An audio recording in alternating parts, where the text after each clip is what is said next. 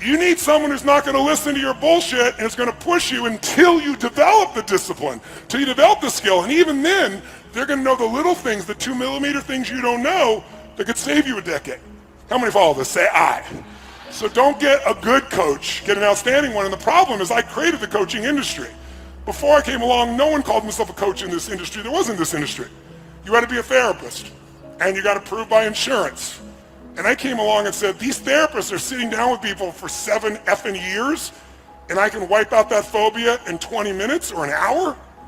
And so I went around and I said, I got to figure out who I am. I'm not a motivator. I never was. You know, I'm not a guru. What am I? And I thought, well, as an athlete, who influenced me the most were my coaches. And many of them were not as good as I was, but I'm in the game. I'm in the forest. They're outside of it. They could see things and give me cues, and they cared about me. So I said, that's what I am. Forget athletics, I'm a coach. I love people, I'm not better than they are, but I'm gonna see things they can't see because this is my focus, right? And so I did that, and for many years I called myself a coach. No one did. And I remember I was on Larry King Live, and I just started coaching President Clinton, and he goes, what is this coaching thing? You're not a coach, you don't coach athletes. I said, well, actually I do. But I said, no, here's what I mean by coach. And I was about to give it up. And like within the next 6 months, everybody was a coach. Therapists started calling themselves coaches. Financial planners started calling themselves coaches. It became a term of art. Now I hate it. You know why? There's no standard. Right? Anybody can say they'll call themselves a coach. Anybody go out there and do it. They go to some class, some idiot teaches them 3 skills. They've never produced the fucking result in their life, and they're a coach. So I feel like I created a bastard industry. And so like any industry, there's good and bad. You got to find somebody who's outstanding. Don't settle for somebody who's good, and don't settle for somebody because you like them. Because liking them is a nice thing. You need somebody who has the skill to get you there. Who's with me on this? Say I. And why do we want a coach? So you measure at least twice a month, some of you 3 times a month. Because if you don't measure, you can't manage what you don't measure. Does that make sense? And you got to measure it, and it's easy with your children, with your life, with your businesses. You're going to get caught up. You need somebody helping you to stay on target for what you want for your life. How many follow? Say I. And it's cheap. Most coaching is inexpensive, and the people that overcharge, don't go to them. But get somebody who's really great. And then finally, thirdly, and this is what I want to show you this morning, you need a daily practice. And a daily practice that's going to put you in the best state possible regularly. And so there's 2 parts of the daily practice. One is you want to feed your mind every day for at least 30 minutes. And when I say feed your mind, my teacher Jim Rohn used to say, miss a meal, but don't miss reading for 30 minutes. And I don't mean reading the web or your social media bullshit or Twitter. I mean reading a real book that you've selected because it's going to make you grow spiritually, mentally, emotionally, financially. Something that makes you think, something that gives you a strategy, not some cute little blog post that you can read in 5 minutes. I mean something that's going to make you, not be mental candy. Something that's going to produce a different result. Because our lives are the result of the input. Input a bunch of garbage and get garbage out. So I would like never miss reading, and then I started listening to audios when I was really young. And the great thing about audios is you can do what I call net time. No extra time. So the biggest challenge we have is when am I going to read? When am I going to do this? When am I going to do all these things? The answer is it doesn't take any extra time. If you use net time, you can do it while you're cleaning the house, while you're working out, going for a walk.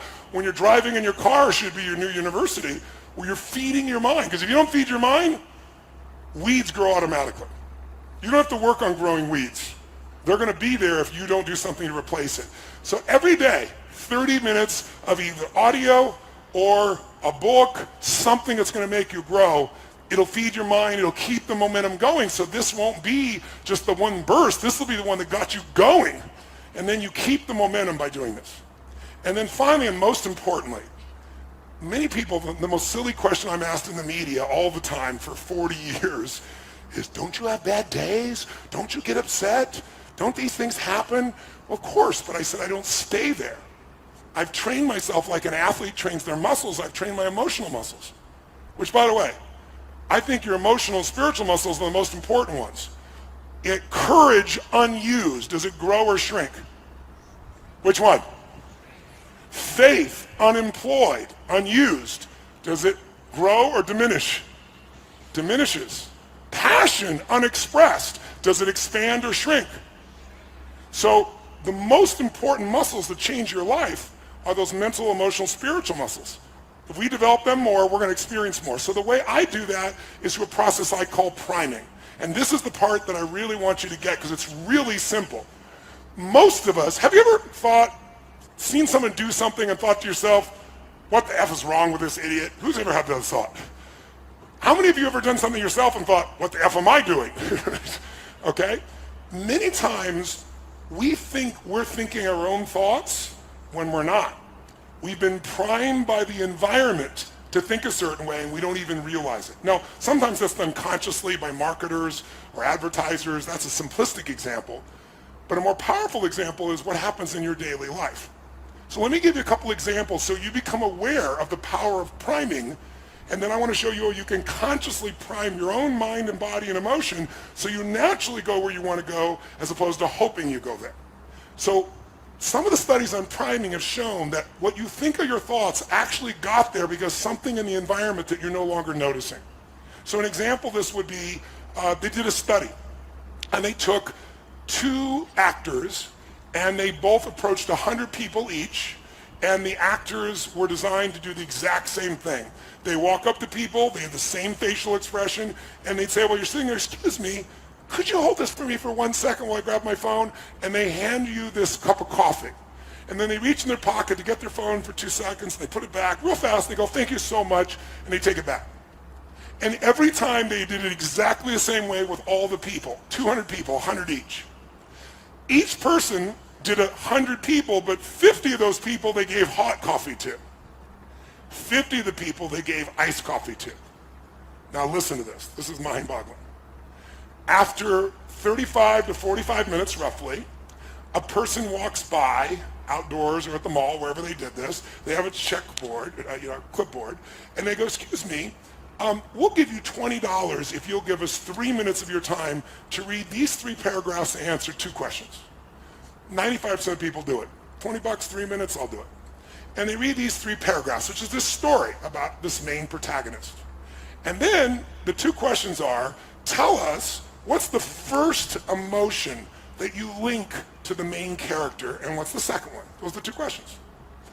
When they do this with people they handed hot coffee to, 80% of the people, 81% to be exact, roughly 81, say that the person they read the story about is generous and warm. Sometimes they add the word loving, but generous and warm is always there.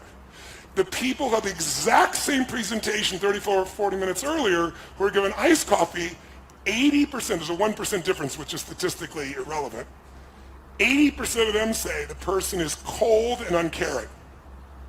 And the only difference is 35 or 40 minutes earlier somebody handed you a hot or cold cup of coffee. That's wild, isn't it? I'll give you another example. In America, many of you, there's 72 countries here, but in America, a lot of people see individuals that come from Asia as being superior in science and math. And there's a different mindset in those countries about science and math. And when those people come here, they work incredibly hard, they're incredibly focused, they believe, and the belief structure is they do really well if you're Asian.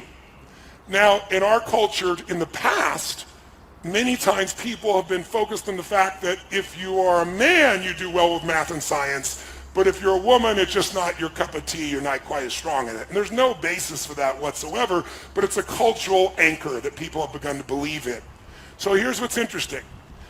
They took the math part of the SAT test, and they took a group of women at Harvard, and all they did to change the test is change the first question of the test.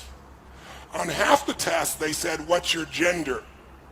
On the other half the test, they said, what is your nationality, right? What's your ethnicity? Well, interesting. When they were asked what their sex was, and they're all women, they performed 11% lower. And if they were asked, what is your ethnicity? And they said Asian, they were 11% higher, a 22% difference between the two. And the only difference was the first question that was asked. Because it primed you either for your higher level of skill based on your conditioning or a lower level of skill based on social conditioning. How many follow? Right?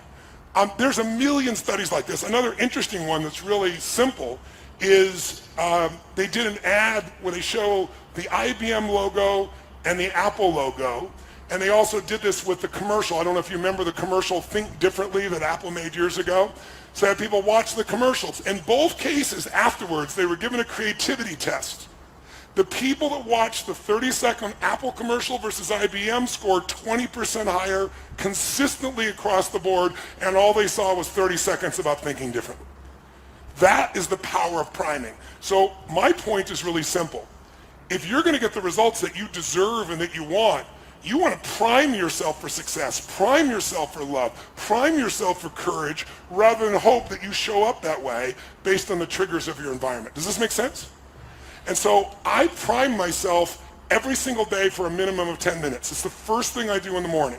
And I'd like to show you how I do it and have you do it so you can have a daily discipline. And if you do this every day, if you keep once or twice a year, get yourself to an immersion experience that makes you grow. You get yourself a coach where twice a month, 30 minutes even, you're just staying on target and measuring. And you read 30 minutes a day or hear an audio 30 minutes a day and you start with priming, then this won't be a 3, 6, 12-month thing. This will be a lifetime thing. Does that make sense? So you're not going to get a lifetime results unless you're lucky by one experience, but you can certainly have it if you use this as the blast off, and then you have a daily discipline to keep the momentum going. So how are we going to prime? Well, let me give you a story first, a simple example first with one of my boys. My second youngest son's name is Josh. I love him to death, amazing kid.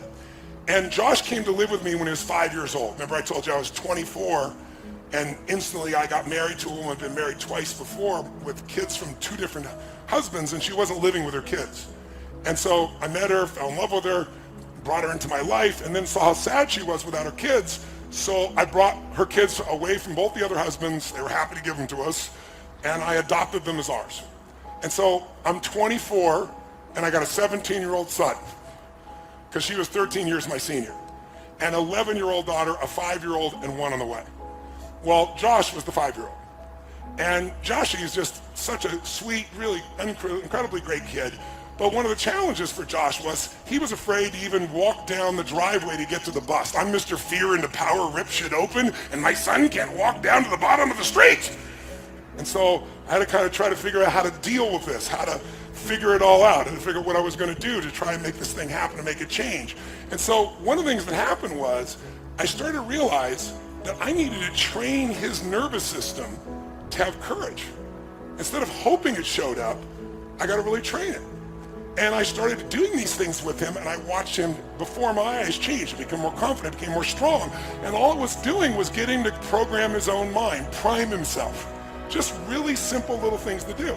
And then one day, Josh came home, and he was laughing uncontrollably, and like over nothing. And then I came in the room, and there was a new friend with him. And this kid, do you know anybody that's not really funny, but they think they are? I don't even know something like this. Somebody who cracks themselves up, you know what I mean? And this kid was cracking himself up. He wasn't funny, but he laughed so hard, I found myself laughing at his silly jokes, right? And Josh was laughing so much. So when he left, I said to Josh, that kid, he's your friend? I said, make him your friend for life. He goes, why, Dad? I said, because if you hang out with him, who you spend time with is who you become. And when you're around him, you're so much more playful. You just have so much more joy. You have so much laughter. And that young boy, my son is 36 and I have 3 grandkids with him, and his best friend is still that young boy who's now also 36 years old. And Josh is, and to this day, Josh is funny as shit. When he was a little kid, like 7 or 8 years old, he stole this dirty jokes book and memorized every freaking joke in the damn thing. And he got so much reward for it, and his buddy was like that to this day, if I want to laugh, Josh is my partner in a couple of my companies, and he's not my partner. I have 4 kids. None of my others are partners with me. I love them all equally, but he shows up differently. And part of it is things that stress other people out, he breaks the pattern with his own laughter. And it's beautiful to be around him. Great time. And he primed him. So I'll give you another example of priming. When I first started my Date with Destiny seminar decades ago, I did the seminar in my own house at a place called the Del Mar Castle. And there were about, 38, 39 people at the seminar. It's a little different now, as you can see. And I was delivering like my heart and soul into this particular program.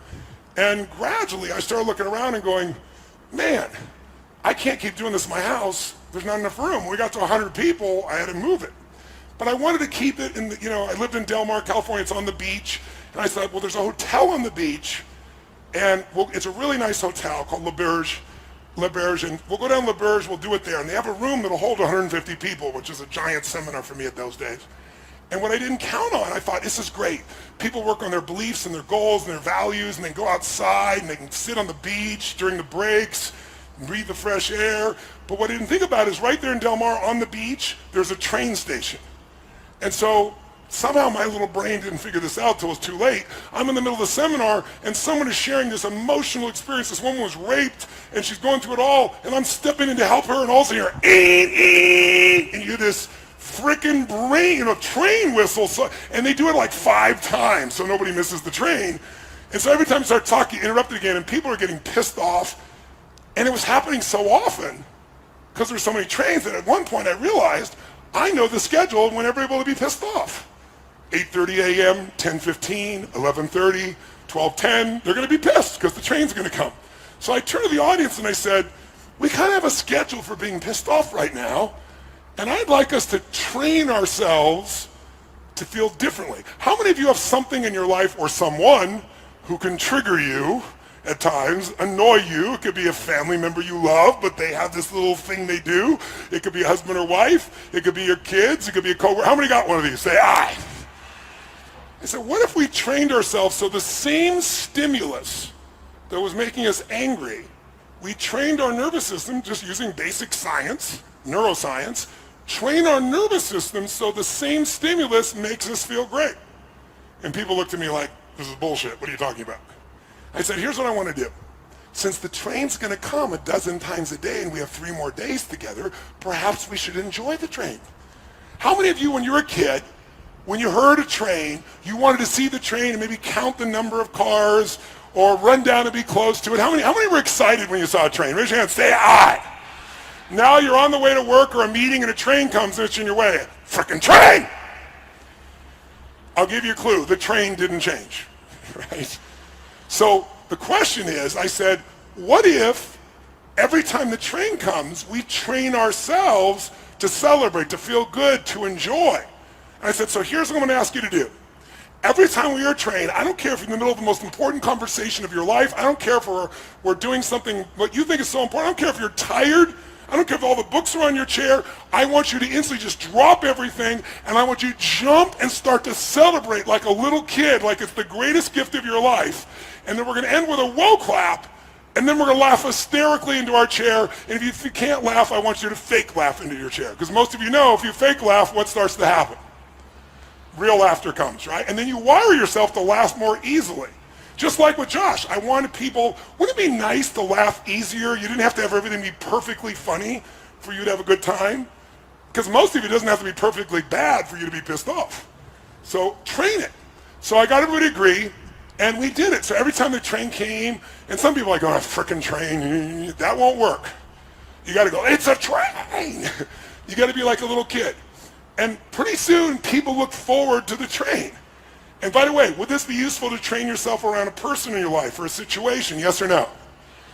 So I don't have a train nearby, but I've imported a special train whistle, and I'm going to ask you for the rest of today, no matter how tired we are, no matter how hardworking, no matter what we're in the middle of, if we hear that train whistle, we're going to jump up and we're going to celebrate like little kids, make noise, have fun. We'll clap, we'll do the whoa clap, and then we're going to laugh hysterically into our chair and maybe point at somebody else and laugh at them while we're doing it to train our nervous system. Who's willing to go for it? Who's willing to go for it? Oh, yes! If that feels good, say yes! Say yes! Say yes! So that's priming. Can we prime ourselves to feel good, yes or no? What if you knew you would have a really important conversation with your kid or your spouse or your loved one, and you're starting to feel a little tension because you don't want to deal with this because you love them, you don't want to deal with the bullshit, but you know you got to. In this state of being primed about it, how's it going to go? But if you primed yourself with laughter or joy or playfulness, and now you go to be with them, and somebody goes, no! And you go, that'll fuck with them real quick, won't it? They don't want to deal with you enjoying yourself. So we are in charge. Here's the point. Life changes the moment you make the decision that you're 100% responsible for your experience of life. Not responsible like a heavy, response-able. If you're responsible, you're able to respond. You can only respond and be able to do that if you own yourself. And if you know people can do anything, but still you're the authority of what it means to you. You're the authority of your own emotions. You're the authority of your own actions. Who's with me on this? Say I. And blaming other people, which the human mind is always looking to do, will never make you happy, never make you fulfilled, never bring you closer to people, never make you grow.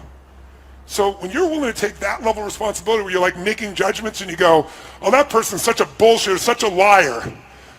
One of the things I always do is I do a reversal in my head and go, you're such a bullshitter, you're such a liar. No, I'm not. Where are you a bullshitter? Well, I did bullshit about that once. Who's ever said something and after you said it thought to yourself, what I just said was total bullshit? How many of you ever thought this? How many of you ever heard someone else say something and thought to yourself, what they just said is fucking bullshit? See, if you can see it in someone else, they can see it in you. Better to just own it and let go. Because that's what the mind does. If we let the mind run us, we're going to have a tough time. This mind serves me. I don't negotiate with it. Remember I told you? I don't say, well, I'll do this. Well, maybe we could do it. Maybe we'll jump in the water now. It's like, it knows I'm not here to negotiate. When I say it, we do it. That's what we want to train ourselves to do today. Who's up for that? Say I. So the first step to that would be priming. So let me show you exactly what I do for 10 minutes. By the way, my son, people have around him enough, he laughs so much, he is a priming to other people when he shows up in the room. Because they're around Josh enough, and they know at any moment Josh could crack them up. And there's an unconscious anticipation of it. Does that make sense? So even if something's stressful, they're almost on their edge that Josh is going to do something of this nature. It's an incredible skill. It's an incredible gift. So here's how I prime myself. I do 3 things. First, before I do the 3 things, whenever you want to make a change or improve something, the first place you want to improve it is in your mental, emotional state. If you do something from a pissed off state, from an exhausted state, from a frustrated state, from a weak state, it won't matter what you do. The thoughts are weak when you're in a weak place. The actions are weak. So the first thing we're going to do is I'm going to show you a simple breathing pattern. And the breathing pattern, if you're familiar with yoga, it's like breath of fire. It's similar to breath of fire. And it's a movement. And what it's going to look like is this. You're going to sit up in your chair with energy. I'll show you what we'll do, and then we'll do it. We're going to raise our hands up as we take the air in, and then you're going to blow it up. Only you're going to blow it out your nose. Now to do that, if there's anything in there, it may show up coming out of your body. So if it does, just wipe it on your neighbor. It's not a problem whatsoever. So if you do have some Kleenex, you might want to grab your Kleenex if you've got some, just in case something happens, because you're going to be blowing out that nose strong. In fact, if you have some tissue or a sleeve or something, now's the time to use it. So here's what you're going to do. You're going to take the breath in. Your hands are going to go where? Up. And then as your hands go up like this, and we're going to do that over and over again for 30 breaths. I'll count them. We'll do 3 sets of 10. You're going to do this with your eyes closed. Then you're going to drop your hands down, palms up on your weight, on your legs, and you're just going to feel whatever you feel. You might notice some tingling. You might notice a sense of peace. You might just feel relaxed. And then we'll do another 3 sets of 10, another 30. We'll relax, and then another. So we're going to do 3 sets of 30. 3 sets of 10, 10, 10, 10, 10, 10, 10, 10, 10 with a break between them. When you're done with that, you're ready to prime, because it puts you in state.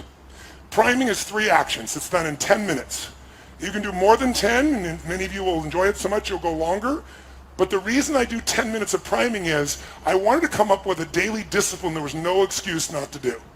If you don't have 10 fucking minutes for your life, you don't have a life. Who's with me on this? Say I.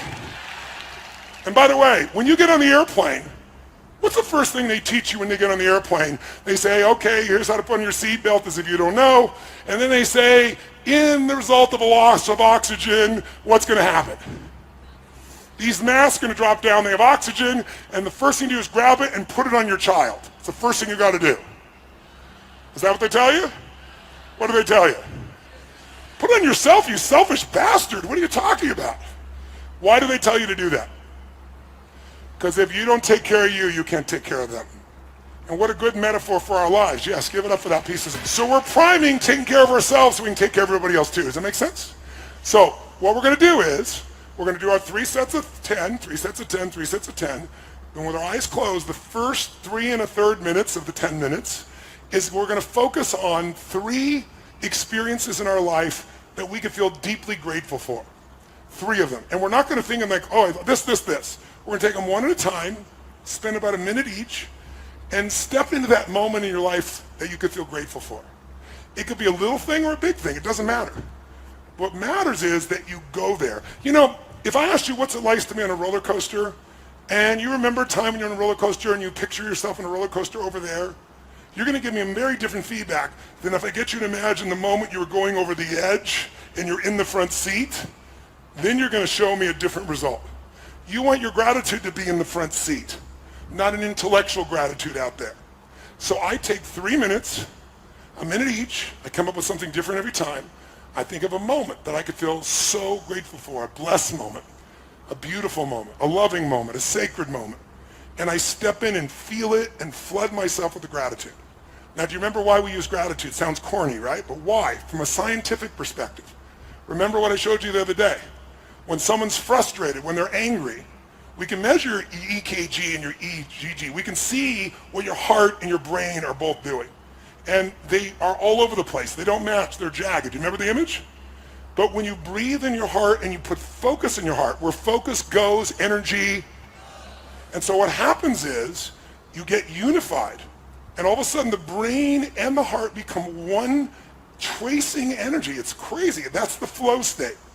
So when you're grateful, gratitude is the antidote to the 2 emotions that mess up most people's lives. What are they?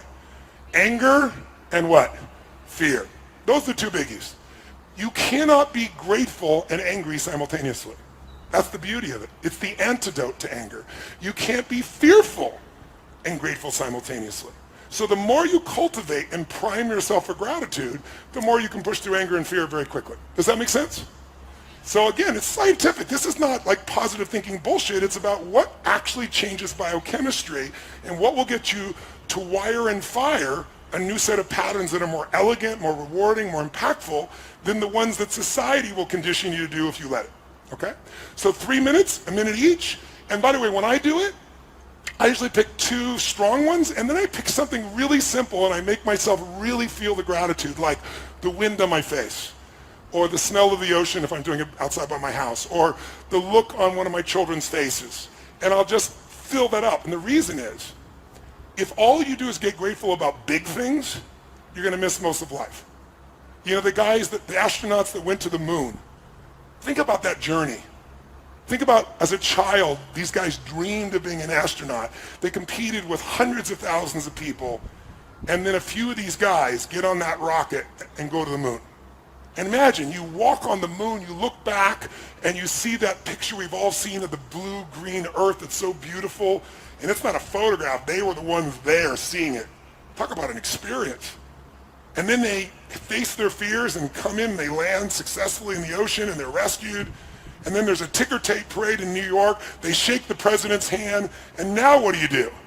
You're 32 years old, and you walked on the fucking moon. What do you do now for adventure? And if you study the astronauts, Buzz Aldrin, all these guys, I had a chance to interview most of them, not all, but 3 of them. Almost all of them wrote about, described what happened to them. They no longer had a compelling future. How do I have an adventure? I walked on the moon. Everything else is small by nature. And as a result, they got depressed. Most of them abused alcohol and drugs. Why? Because they're looking for adventure on a moon run, and they missed the adventure in a smile. So I train myself daily, prime myself to find those little things that are so beautiful and feel them. Because the more I feel them, the more I can give that to someone else. The more I can move that direction, the more I can enjoy as well. It's putting the mask on me first. Who's with me on this? Say aye. Okay? So that's, after we do our breathing, step 1 of the 3 steps, first the breathing, then the 3 steps. 1, gratitude. 3 minutes roughly, a minute each, 3 different moments you can feel grateful for. And feel it, enjoy it, savor it, live in it. Next 3 1/3 minutes. Second piece we're going to do is you're going to feel the energy in you and do a prayer or a blessing. Now, I know many of you are not religious. I'm not suggesting you need to be. But almost all of us know there's a power in love. You know, if God was love, and we didn't come up with all the other names for God, you wouldn't have much argument between people. So imagine that what you're going to do is imagine energy of God, the universe, whatever you want to imagine, coming down into you like a white light and breathing it down in through your body, down your legs, into the earth, and then coming back up and out again. So it's, and then comes back up. And you don't have to do this with your hands, but I'm trying to show you what the feeling is. And while you're doing this, what you're going to do during those 3 minutes is you're going to give thanks. It's like a prayer saying, heal my body, my mind, my emotions, strengthen me, make me the best I can be, strengthen my love, my passion, my courage, whatever it is that you value in yourself. And you feel that happening. Of the 3 minutes, I do that for about a minute and a half, and the other minute and a half, I then take that energy through me, and I send it in a circle around to my children, to my family, to my friends, to my coworkers, to my associates, to my partners, to the people I meet on the street, to my clients. And so it's taking the energy in. Now, you might sound like woo-woo stuff, but the idea of allowing your nervous system to heal and strengthen, just the focus of that alone, for you is strong, and sending to others as well. So you can think it's all bullshit, but try it and decide based on the experience. If you do it a while, I think you're going to find it'll deepen that sense of gratitude, because it becomes not only gratitude, but a healing, a strengthening, and a gift to those you love. The last 3 minutes, I call 3 to thrive. You're going to think of 3 things that you really want to accomplish or achieve, but instead of like hoping it happens or thinking about it happening, you're going to step in your mind and experience it as if it's done. You're going to see it or feel it, breathe it, celebrate it like you've already achieved the goal. What you're doing is training your reticular activating system. And we talked about this the other day, the part of your brain that notices things. When you did, before you bought that car outfit, you never noticed them. Now you buy that car outfit, those cars and outfits are everywhere. How come? Because your RAS, now that you own one, says this is important. I need to pay attention to this. Well, when you get clear what you want, and you see it as done and feel it and create it in your mind and your heart, and you celebrate it, there's a sense of certainty that enters your body, and your reticular activating system starts to go to work on making it happen. So you spend a minute each on those. So basically 3 minutes each, 3 1/3 minutes each, and we're done. All right? How many want to try?